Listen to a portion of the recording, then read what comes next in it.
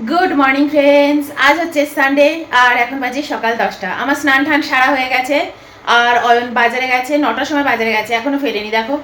আর আমার স্নান টান হয়ে গেছে, চুলটা না জাস্ট একটু আটকে রেখেছি, মাথাটা আটকে ঘষেছি, মুখে ময়শ্চারাইজার লাগিয়েছি, কিন্তু ঠোঁটে কোনো লিপ বাম লাগাইনি, ঠোঁটটাতে একটু লিপ বাম লাগিয়ে, ঠিক আছে।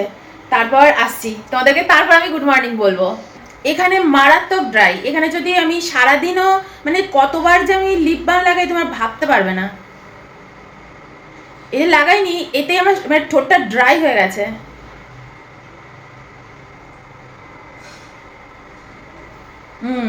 এবার ঠিক আছে।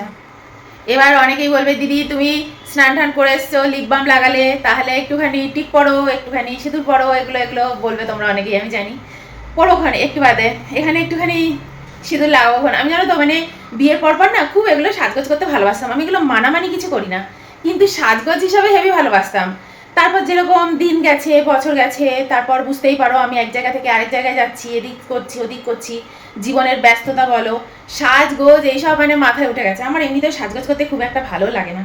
তো তারপর এমন হয়েছে মানে করতে করতে তারপর ঘরের সমস্ত কাজ টাজ করি।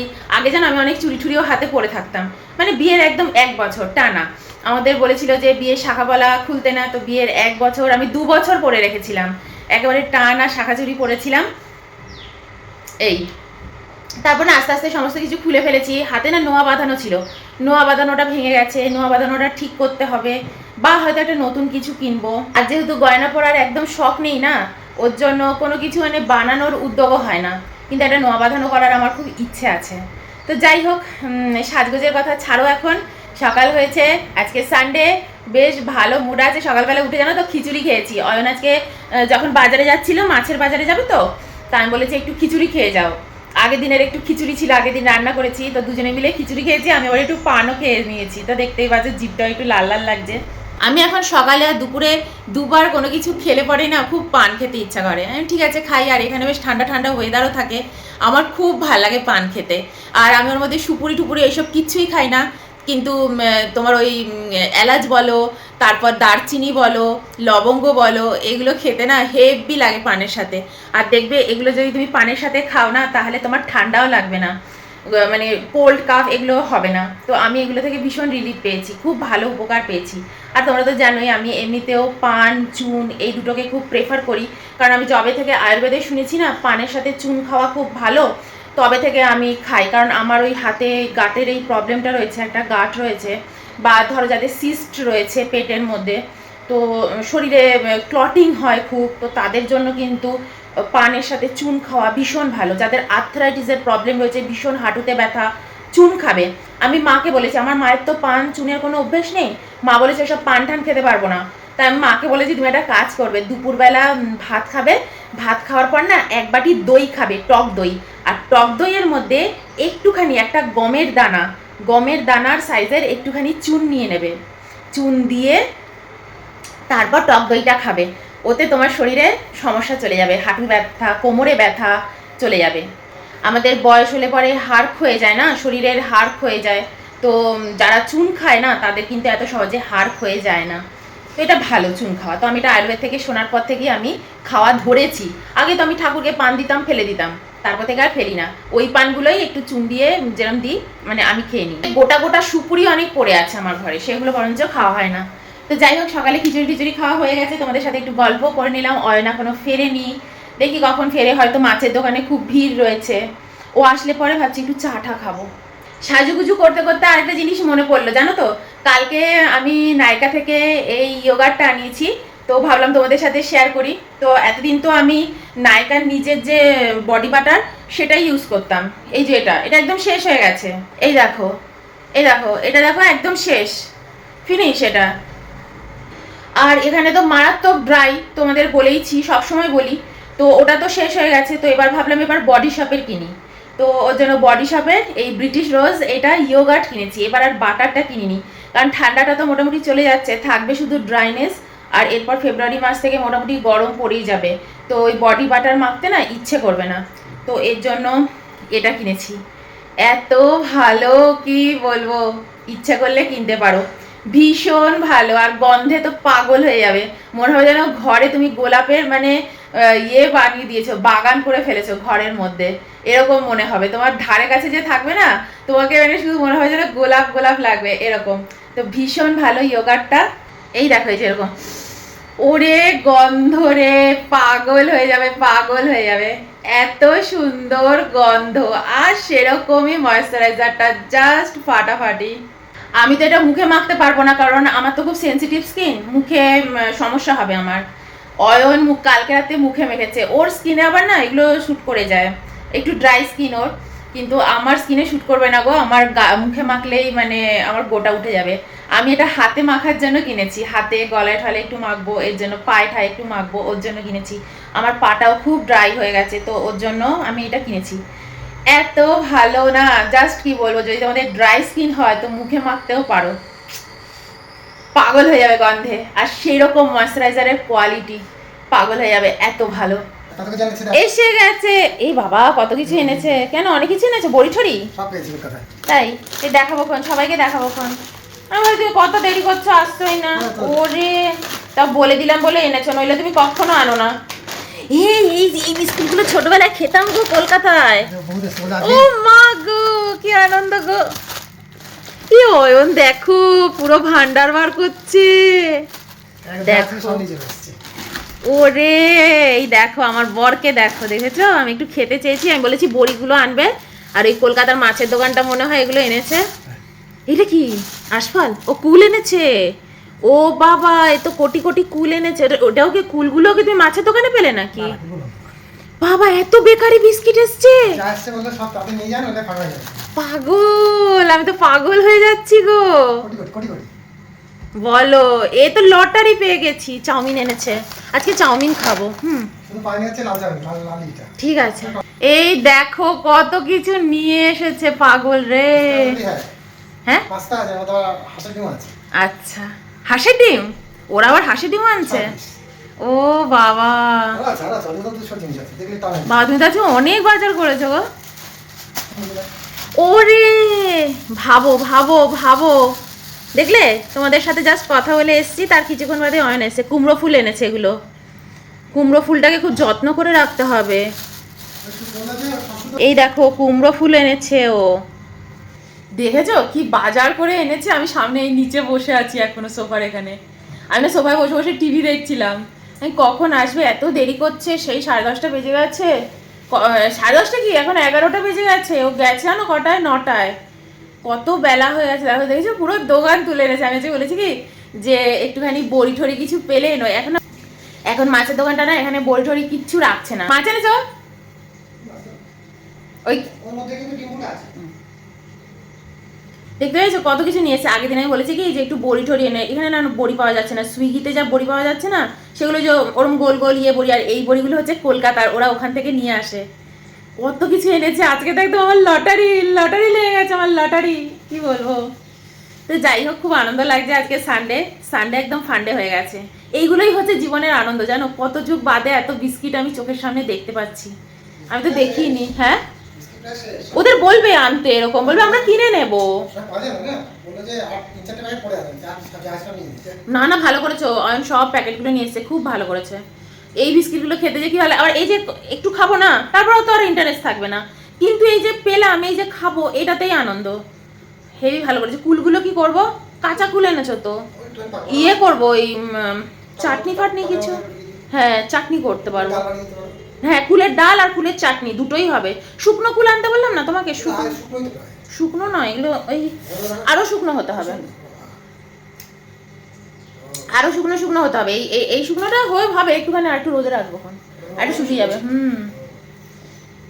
তো যাই হোক, অনেক বাজার চলে এসছে, দেখতেই পেলে।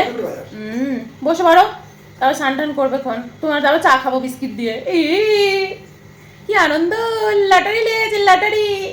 আমাদের বাড়িতে হাঁসের ডিম ছাড়া এমনি ডিম ঢুকতো না। ও বাবা, কেমন দেখতে গো।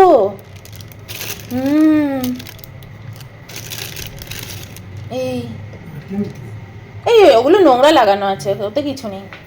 রাত্রির থেকে যেরকম রয়েছে সেরকমই রয়েছে। এই রান্নাঘরেই ঢুকলাম, বাবা হয়তো ইসের পালকও রয়েছে হাঁসের। 6টা ডিম এনেছো? 6টা ডিম কত নিল? 6টা ডিম 150 টাকা। হ্যাঁ এখানে তো ওরকমই দাম নেবে। ভালোই দিয়েছে গো ডিমগুলো, দেখো বড় বড় আছে ডিমগুলো। না না ফেটে তো যায়নি, ফেটে গেলে অমলেট করে খেয়ে নেব। এবার কি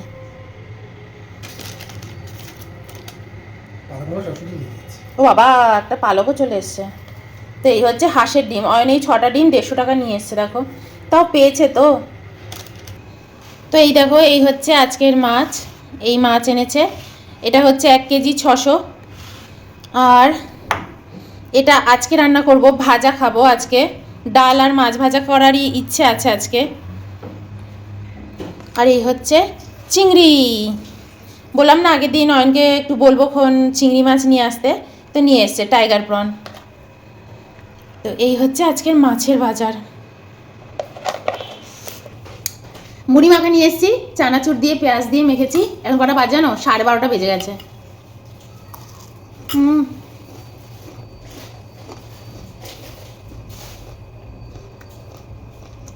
চা আর আজকে টা অয়েল নিয়ে এসছে। আমাদের মাছের দোকানের ছেলেটা না এখানে সব বাঙালি জিনিস রাখে, বাঙালি 16 আনা সব জিনিস রাখে। আজকে সকালে তো খিচুড়ি খেয়ে নিয়েছি। তখন কটা বাজে? সকাল 9টা বাজে। 9টার সময় খিচুড়ি খেয়ে নিয়েছি। পেটটা বেশ কিছু ঢুকেছে, মানে পেটটা ভরা ভরাই আছে। তার আগে আজকে আর কিন্তু কোনো ফল খাইনি জানো তো। আজকে সকালবেলা ঘুম থেকে উঠেছি অয়ন 8টা 8:30টায়, তখন বাদাম খেয়েছি, আলমন্ড বাদাম খেয়েছি, আখরোট যেটা ওটা খেয়েছি, ওয়ালনাটটা, তারপর ওর সাথে কিশমিশ খেয়েছি, খেজুর খেয়েছি। আজকে আর ফল খাওয়া হয়নি। তারপরে খিচুড়িটা নিয়ে বসেছি।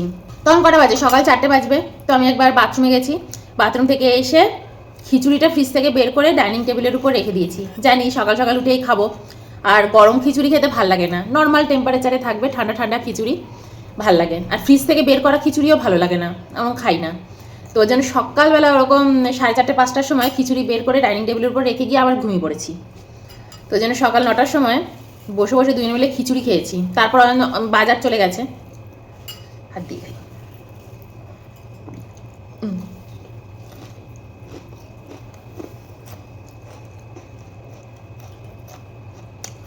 তো মোট কথা একটু খাওয়া হয়ে গেছে কিছু সকালে। আমি একটু মুড়ি টুড়ি খেয়ে নিলাম। আমি জানি সকালে বাজারে গেলে কিছুতেই তাড়াতাড়ি ফিরতে পারবে না, পেট ভরে খিচুড়ি খাইয়ে দিয়েছি, আমি খিচুড়ি খেয়ে নাও। এবার একটু মুড়ি টুড়ি খেয়ে নিলাম। এখন 12:30 বাজে, ঠিক কাটায় কাটায় 12:30 বাজে। এরপর রান্নায় ঢুকবো আমি 2টো। রান্না কিছু নেই, সিম্পল ডাল করব, ভাত বসাবো, ওটা নিজের নিজের মতন হবে। আলু সেদ্ধ দেবো, ডাল সেদ্ধ দেবো, একটু ঘি দিয়ে মাখবো, ডিম ভাজা, মাছ ভাজা, ব্যাস এই দিয়েই খেয়ে নেবো, তাই না বলো? ভেবেছিলাম আলুটা পাশে মাখবো, তারপর ভাবলাম না, ডিম ভাজা মাছ ভাজা আছে না, তাই আলুটা সেদ্ধ দেবো, ডালটাও সেদ্ধ দেবো। নইলে একটু পেঁয়াজ ডাল করতাম, তা ঠিক আছে পরের দিন পেঁয়াজ ডাল করে নেব। ঘরে প্রচুর ডিম হয়ে গেছে, প্রচুর ডিম, তাই না? প্রচুর ডিম। আমার হাঁসের ডিমটা নিয়ে আসছে, প্রচুর ডিম হয়ে গেছে। এই কয়েকদিন খাবার চ্যানেলেও দেখবে আমি রোজ মাছ খাচ্ছি আর ডিম খাচ্ছি, দেখে নিও। বিস্কিটটা খুলি।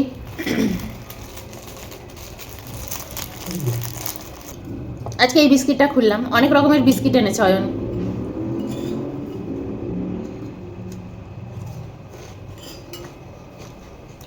আর অয়ন আজকে বড়ি আর বিস্কিট নিয়ে 600 650 টাকার বাজার করে ফেলেছে, তাই তো?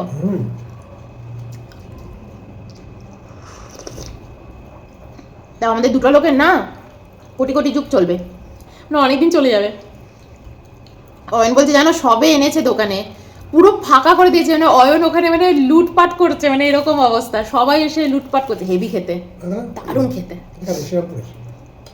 আমরা যেন কলকাতা থেকে বিস্কিট আনিয়ে খেয়েছি, উল্টো পাল্টা দাম নেয় যেগুলো আনানো হয়, আর পুরো যেন নেতানো বিস্কুট, যেগুলো এখানেই যারা বিক্রি করবে বিজনেস করবে তাদের থেকে নিলে ভালো জিনিস পাওয়া যায়। তো অয়ন বলছে আজকে আমি দোকানে গিয়ে দেখছি মানে সব বাঙালিগুলো নিয়ে নিচ্ছে সব। আমি নেবেই তো, এগুলো পেলে পাগলের মতো নিয়ে নেবে। খাওয়া পড়া যে কি জিনিস, হুম হুম,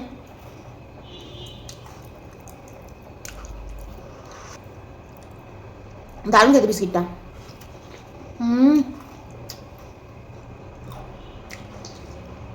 ডাল সেদ্ধটাও দেখো করে নিলাম, ডাল সেদ্ধটাও হয়ে গেল। মুসুরির ডাল, মুসুরির ডাল, আলু সেদ্ধ, একটা টুকরো অয়নের, একটা টুকরো আমার, কারণ মাছ ভাজা ডিম ভাজা তো থাকবেই।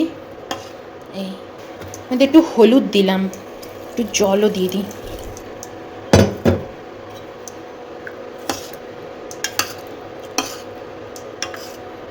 এখন বাজে একটা, বসে বসে টিভি দেখছি আর এসে এসে একটু একটু রান্না করছি। রোববার তো খুব একটা রান্না বান্না করার ইচ্ছে করছে না, তো ভাবলাম একটুখানি ডিম ভাজা, মাছ ভাজা, ডাল ভাত খাই। তো এটাতে একটাই সুবিধা, এই ডালটা বসিয়ে দিয়ে এতক্ষণ টিভি দেখলাম, এবার ডালটা নামিয়ে দেবো, এরপর ভাতটা বসিয়ে আর একটু টিভি দেখে নেব। তো এই করে করে না বেশিক্ষণ রান্নাঘরে এসে নাড়ানাড়ি কাজ এগুলো করতে হয় না, দেখবে এই রান্নাগুলোতে বিশেষ করে। মাছের মধ্যেও নুন হলুদ মাখিয়ে রেখেছি, 3টে ডিম বার করে রেখেছি, পরে ভাজবো। খেতে খেতে তো আমাদের 3টে 3:30 বেজেই যাবে। তো এখন তো খাওয়া দাওয়ার ব্যাপারও নেই, এখন বাজে 1:30টা ঠিক। আমার ওই ভিডিওটাও এখন দেখবো বসে বসে, ওই চ্যানেলে যে খাওয়ার ভিডিওটা পোস্ট হয়ে গেছে সেটাও দেখবো। এই এখন টিভিটাই দেখবো। এই দেখো মাছে আমি নুন হলুদ মাখিয়ে নিয়েছি, মাছ ভাজা করব। আর 3টে ডিমও বার করে রেখেছি, 3টে ডিম একটু 3 রকমের, একটা লিশিয়াসের ডিম, একটা এটা লিশিয়াসের ডিম কিন্তু এটা হচ্ছে লাল ডিম, আর এটা হচ্ছে ফ্রেশ টু হোমের ডিম। 3 রকম ডিম, যাই হোক। আর এই দেখো হাঁসের ডিমগুলো এখন অবধি আমি ফ্রিজে কোথায় রাখবো বুঝতে পারছি না। আর এদিকে দেখো চালও ধুয়ে রেখে দিয়েছি, ডালটা নামাবো, ভাতটা বসিয়ে দেব। ভাত বসিয়ে দিয়েছি, এখন 2:30 বাজে। এদিকে মাছটাও ভাজা করব।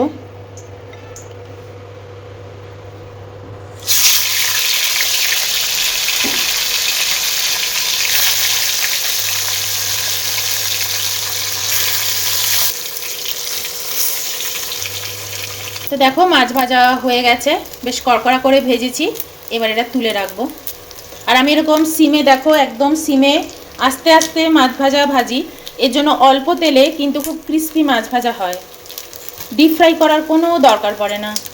আমি মাছগুলো সর্ষের তেলেই ভাজছি। এবার ডিমের অমলেটটাও করে নেব, 3টে ডিম নিয়েছি, তো এই তেলেই দিয়ে দেবো।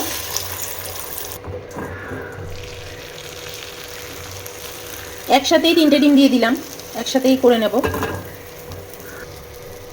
আর মাঝখান দিয়ে ডিমটা কেটে দেব।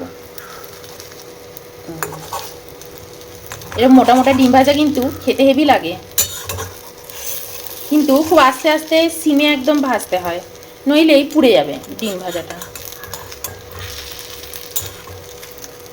দেখো ভেঙেও যাচ্ছে না, বাবা থাক এদিকটা, এখনই উল্টাবো না, একটু বাদে উল্টাবো, এখনই উল্টাবো না, একটু বাদে উল্টাবো, ভেঙে ভেঙে যাবে নইলে, ভিতরটা দেখো কাঁচা আছে। এই যে, তো এই দেখো আমাদের ভাতের থালা একদম রেডি।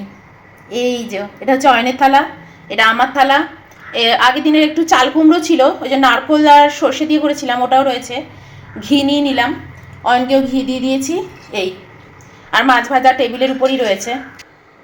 আমিও দেখো একদম রেডি খেতে বসার জন্য। তো চলো আজকের ব্লগটা এখানেই এন্ড করবো, আবার চলে আসবো পরের দিন তোমাদের সাথে শেয়ার করতে পরের আপডেট নিয়ে। তো চলো বাই।